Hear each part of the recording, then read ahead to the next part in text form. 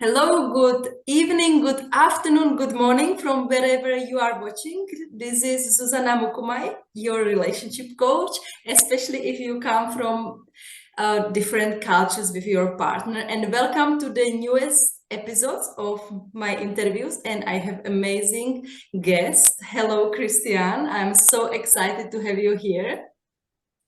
Hi, thank you for having me. And Christiane she's originally from Cameroon, but she has been living in the US for many years. And she's herself in intercultural relationship. And before we dive in, today we are going to talk about how is it to bring up a child using Montessori and positive discipline methods while in intercultural relationships. So before we dive in, I shared a bit about you very briefly, but can you tell us a bit more about yourself and what is your story? And welcome once more. Thank you. Well, I'm Christiane and I grew up in Cameroon. I was born and raised in Cameroon and I moved to the United States when I was 18 years old. Right? And when I moved to the US, I felt like a part of me, I felt like I had not embraced my culture very well, and a part of me was left back home. So basically, Isaiah's method was born from that sense of like not knowing exactly who I was and trying to like pass it on to my child, basically. Mhm. And your husband, he is American? Or Yes, okay, yes, I he's was not American. sure. Yeah. And actually you mentioned Isaiah's method, which is your Instagram account, and that's how we met because I don't know how I saw one of your reels and I really liked your approach and I'm trying to do the same with my child, but you are more expert, of course. And you mentioned now Really? that yeah, it was born from your kind of bit insecurity about, or that you felt like you left a bit of your culture, your roots behind. So can you tell us a bit more about like why did you start, or why is it so important for you to share with other parents? Mhm. Well, I started. So how did I discover Montessori? It was basically, so he was born in 2019, like really, like the pandemic had already started, but we were not hit yet. So, and I gave birth by C-section. So I had like a recovery time. I was always at home. So I was just like, all of my focus was just on this child. I was like, what am I supposed to do with you now? So I just, and it was the first month, right? And obviously the first month they sleep a lot because they're recovering from the birth. And also it's a new environment, right? But it was a concept that had not really hit me. Like usually the attention is on the parents who lack of sleep, or like on the mother who has to recover. And the attention is not really on the child. Yes, we like do some health check to make sure he's healthy, to make sure he has, 10 fingers or whatever. But we're not really focusing on like, how can I ease up the transition between birth and now? Like he's in a new world with all the lights, all the noise. So I was really curious about that. Like, how do you really adjust? Like you're just a newborn, how do you adjust? And I just started reading books because I was at home. I was trying to recover. And then the pandemic hit. So I was even more at home. And I was reading more books just out of curiosity. But then it really hit me. I was like, no one really taught me those things, right? Like there are a lot of things about like newborns and then like their stage of development that no one really tells you. You're basically not a parent and then a parent suddenly, and you're supposed to somehow know all of those things, right? Like they say it's by instinct, but like there are certain things that yes, they come by instinct, but there are other things you really have to like research on your own, or like really observe your child, or maybe even like get together with other parents. And to me, it was reading books because I just like reading books and I discovered so much. But I'm also the type of person, like when I know something, I really want to share it. So at first I started with my family and I was just boring them. I'm like, okay, I'm going to create an Instagram account and just post everything that I learned. And maybe like I will reach out to someone else who was in my position, not knowing what to do. And hopefully we help someone. And hopefully that's what it's doing. And I really love your reels and what you share, because I feel it really resonates with me. And the way you share that, like, we are kind of expected to know everything. And my son was born like also 2019, so they are the same year. And and also he was born by the C-section. So, and I remember like I didn't know anything, and then like all the information coming to me, and the way you described, like, probably the US way is similar to the Czech way, like checking if the child is hearing, or as you said, if he has all the fingers, but not looking like at the other things, which somehow I also felt like they are important. And maybe my question was actually like, how did you pick the books? Like, because there is lots of mainstream books, there are those classics like every expecting mother is supposed to read. We have one very famous in Czech Republic, and I read it, and then after reading it, I was like, oh my God, like I was terrified, because the way the book was written is like, if you touch the child in a wrong way, you are going to ruin his life forever. And I just threw it. I was like, I don't want to hear about this woman again. And I started reading different types of book. So how did you pick this kind of Montessori and positive discipline? I feel like it was by luck. So when I gave birth, the first time I went to his pediatrician, they actually gave me a book, a parenting book, but it was mostly like the stages, like from like 0 to 1 month, what do you expect? Like, their developmental milestone. And I started with that. And then, like, I also like checking out the reference when I read the books. Like, what are you read? Like, what's your reference? So from the reference, then I go further. But like when it comes, that's how I managed to get to positive discipline, like just like from reference to another reference. But when it comes to Montessori, I don't know, like I feel like it was just like calling me, because every time I would open a YouTube, it was Montessori. And I kept rejecting it. Like, I don't want this. I don't want this. I don't want that. This is not this, like, because it's something, so it's not that new. Montessori is not new, but like the approach is not something we are familiar with, right? So I kept rejecting it. And one day I just decided to click on one video and I just fell in love. So I ended up with like 10 books of Montessori, just reading about Montessori. And that's how I started. And what are, like, if there are some ladies who are watching, and maybe like as you said, we don't know so much about Montessori, and it feels like, what is this method? Just could you quickly tell us, like, what is the main difference when you bring up your child using the Montessori principles or the positive discipline, compared to the mainstream, the way our mothers, our grandmothers brought us up? So what spoke to me when I started reading about it is the fact that the child is actually equal to you. Like sometimes we think that, young kids, like we know better than them. But yes, we are wiser. But when it comes to equality, if you're looking in terms of like we're living in a democracy, when it comes to equality, it teaches you to look at a child as your equal and teach and guide him with respect.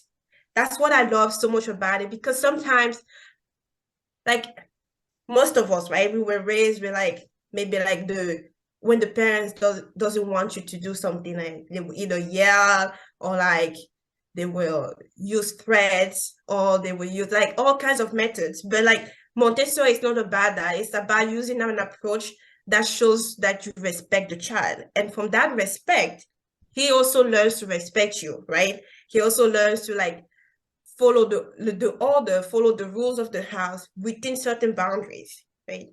And that was it was the main thing, like the fact that it was so peaceful, even though it's not easy. It's definitely not, because we're not born with it. That's not our natural instinct, right?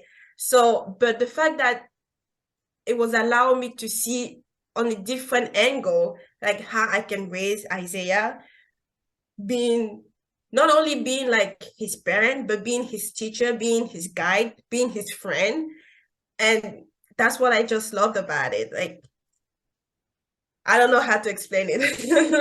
I completely feel you. And we were also brought up in a way that children are something less than the parents. We have to listen to them. We have to do what they say.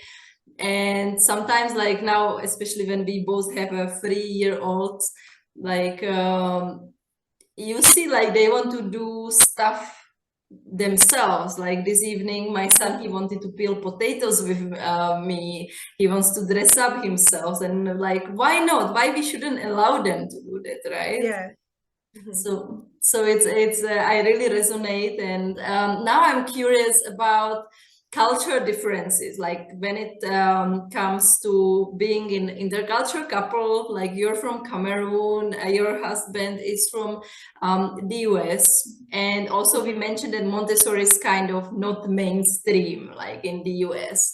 So when it comes to cultural differences and bringing up child, like how would you compare maybe Cameroon and the US, and then Montessori and the mainstream? I think I put 3 questions into this one big one, but I'm sure you can manage. Yeah. So let's say maybe cultural differences. So it's funny because I feel like, let's go back, like maybe like during our grandparents, for instance, like where we feel like it was more like authoritarian. Like children they have this like sense of like, they can sense the common, I would say tradition, the exact word doesn't come up very easily, but like if they are born in an authoritarian regime, for instance, children kind of sense that. And then in these days, like that's why we say like children, like nowadays, children are like wired and all, but like they are sensing there is a change in the mindset. Like they sense it very easily compared to us adults. Like they are sensing this is like a democracy, this is like freedom, but like what is that freedom? That this is what we have to teach them, right? Is the freedom like do whatever you want, or is the freedom like you have to follow a certain order? Like children are sensing that, but we are not yet. We are trying to, like we are getting there, but like the change from like authoritarian to like freedom, in a sense, like you are free within certain boundaries, like you still have to like respect order. So I feel like I'm diverging, but culturally, because Isaiah was born in the US, all I have to do is to kind of like teach him my background, but I don't really sense a big difference between like Cameroon and the US, because most of us now everywhere in the world, like there is a change happening, and those kids actually grow up with that change. So I personally I don't see any big difference between like kids in Cameroon now and kids here and Isaiah here in the US. Like they're just the same to me, basically. But with my husband, the difference in culture,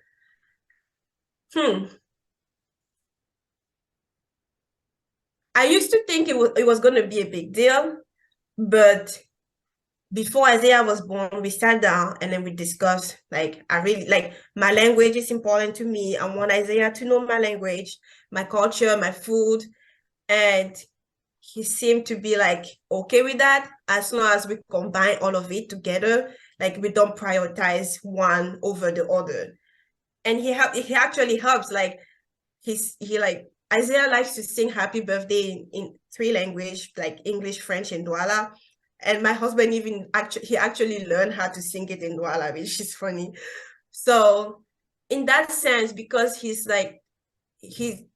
seeing the advantage, and he's seeing like the benefits that Isaiah will have from knowing like all these cultural differences and from accepting them. I don't feel like we don't have a big challenge on it, because we talk about it and I told him what I wanted and he told me what he wanted. And I love I don't know if I answered the question. Yeah. What I wanted to point out, and I often say that myself, is that before we have a child or before we get married with a partner from different culture, we often worry too much. Like we see all the worst case scenarios and what happens if I'm not a Christian, my husband is a Christian, how we will bring up the child. And I always say that it's good to talk about it, but often like we really create two crazy scenarios in our head, and then in the end And when it happens, it's not such a big problem. So I like that. And yeah, we have it similar to you. Like we kind of have a mixture of everything, like of Zambian, Czech culture. Yeah, yesterday we celebrated first time ever Halloween, just to have some kind of activity and like to broaden up. And I think that's one of the greatest things about like being multicultural. Yes.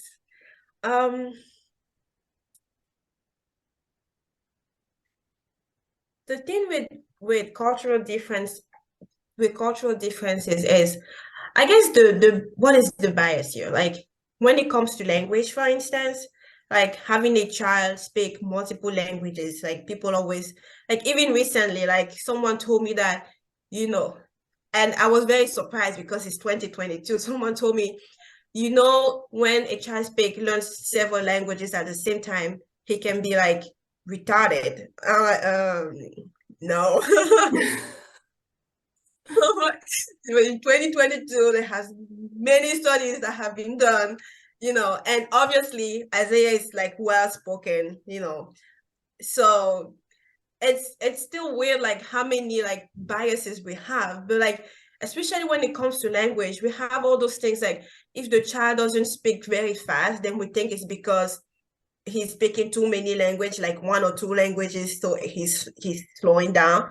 And then we try to like prioritize the geographical language, which actually doesn't benefit the child, because like every kid is born with like, I mean, think about it, like wherever you're born, you learn whatever language is spoken around you. So every child is born with the ability of like grabbing and learning the language that is surrounding him. So it's innate. So why do we want to just like focus on just one language when they have this ability of like learning as many languages as you present them, actually, right? So I don't know.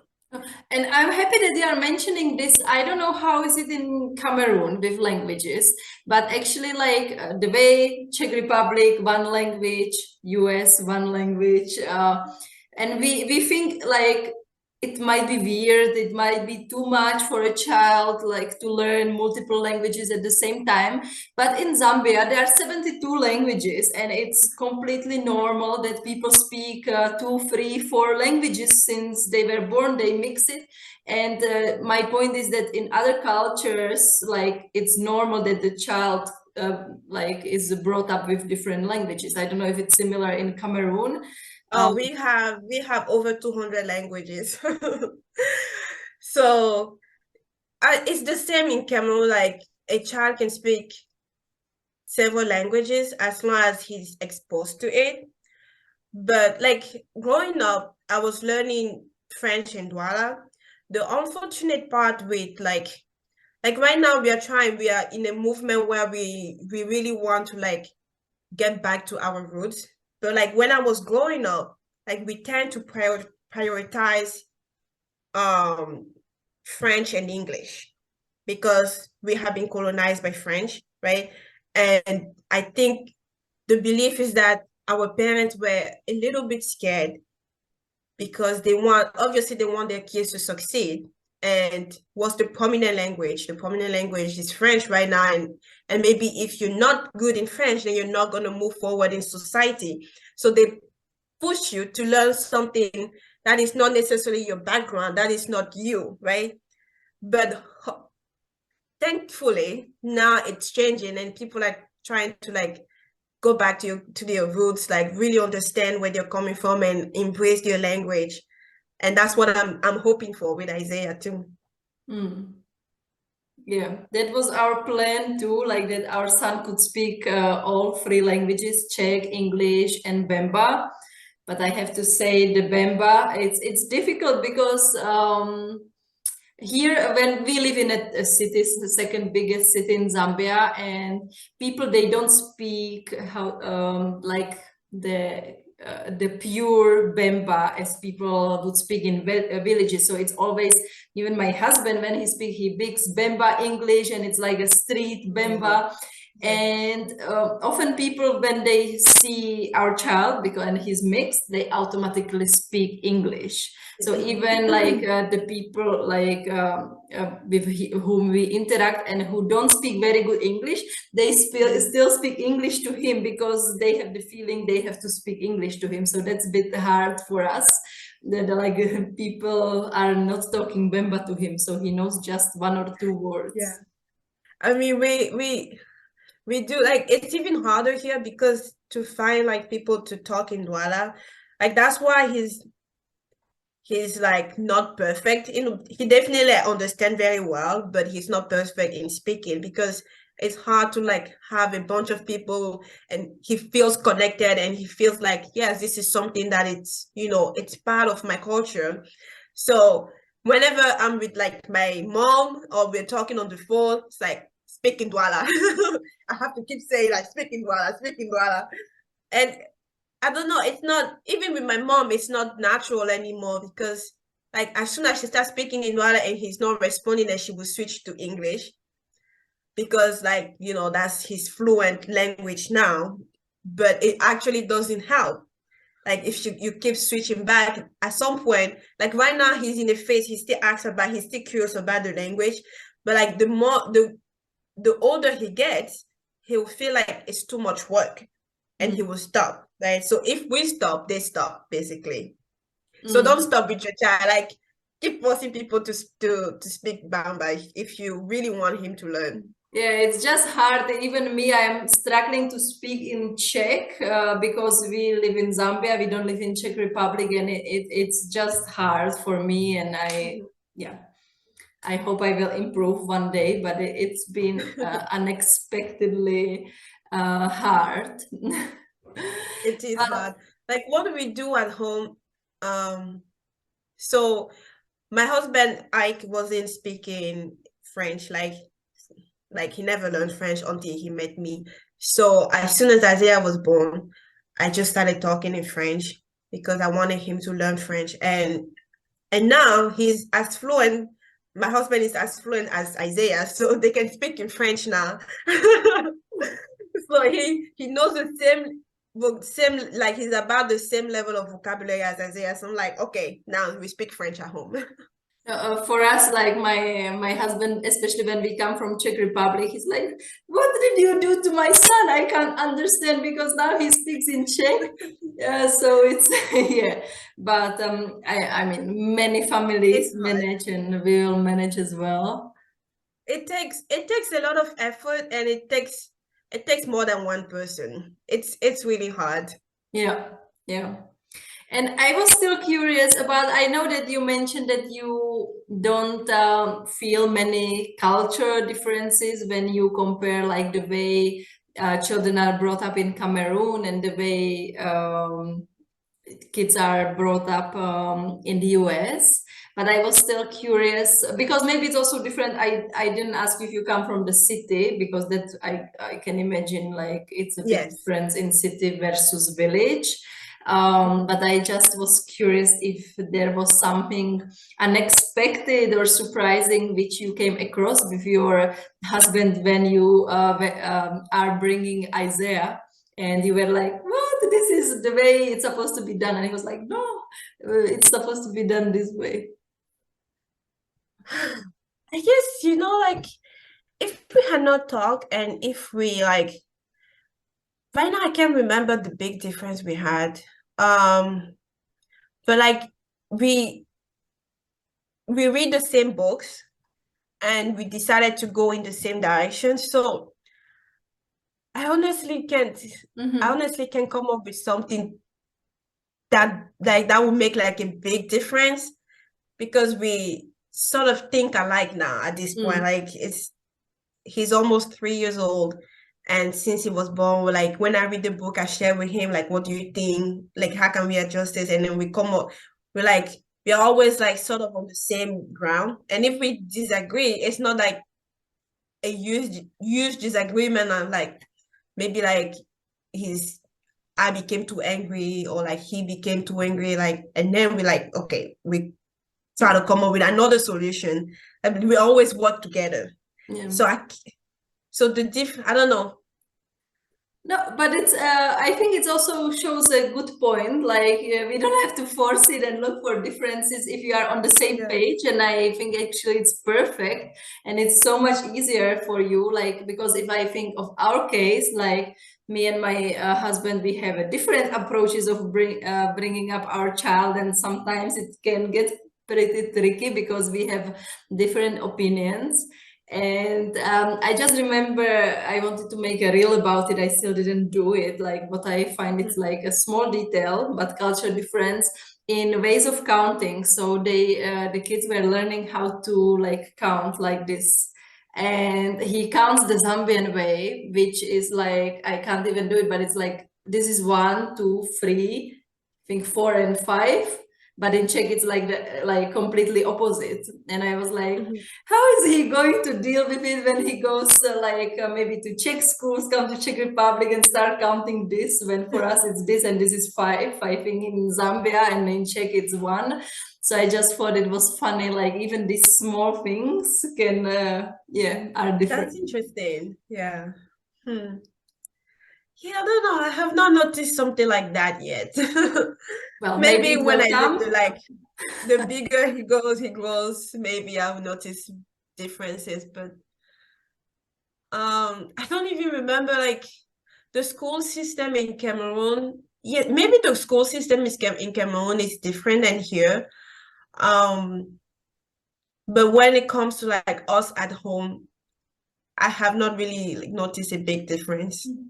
And actually, it's also great that you are mentioning, because when I started first, like my blog, I wanted to show the real Africa.